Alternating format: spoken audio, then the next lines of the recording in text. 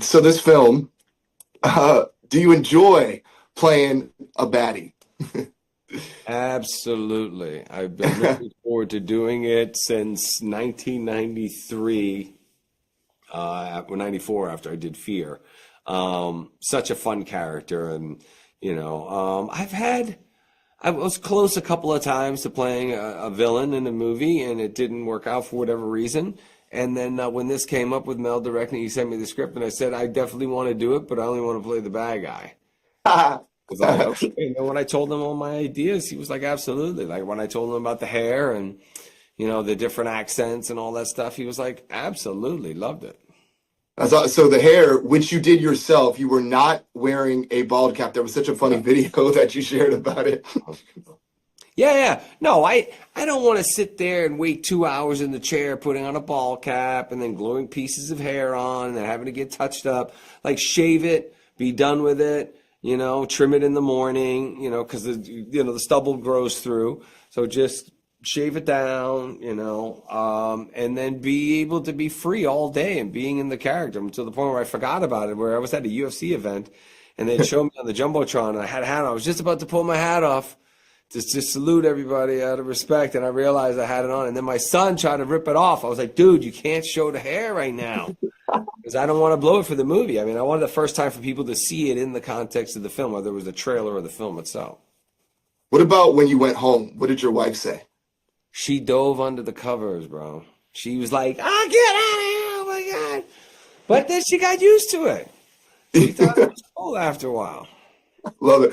What do you love the most about this guy? Do you feel like he's just misunderstood?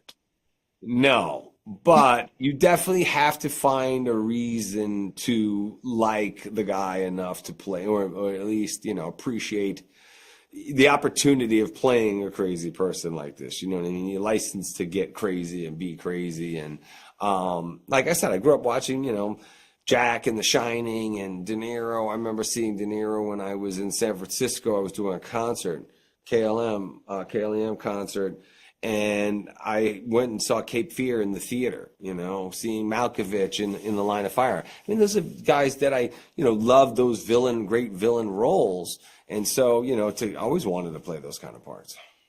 So it must have meant so much to you when you got to work with Jack in The Departed back in Oh, '06. absolutely. Absolutely. That was the only time that my dad ever came to visit a movie set because he wanted to meet Jack. Other than that, he never was interested. Really?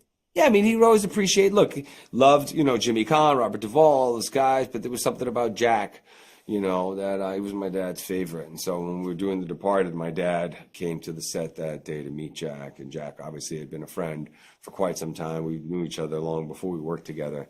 So it was nice enough to spend some time and say hi to my dad and have a conversation. That must have been so cool, especially all of us don't often get to meet our heroes or get to meet people or collaborate with people that we have admired over the years, and you got to do that. Did he share any advice with you or impart any knowledge just about the business or about life that you carry with you?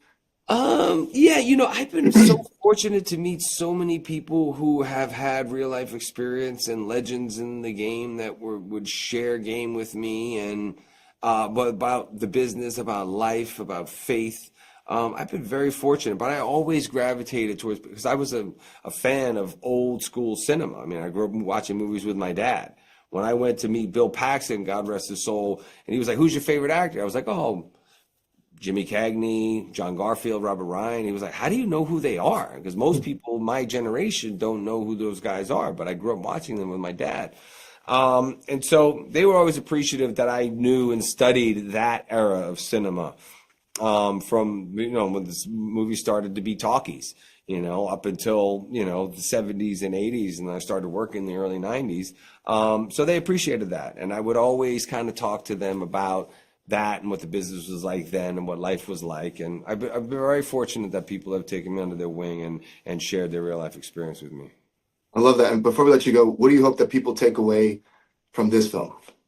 I just hope people are wildly entertained. They go back. For me, it's like seeing a movie in Times Square with an audience that's just yelling at the screen. Everybody's interacting with the movie. You're grabbing somebody next to you, even though you're not with them. Right. Like people are going to yell and scream and cheer and hopefully applaud when I get what's coming to me. If you could describe the film in 3 words, what would they be? Endurance, adrenaline, turbulence.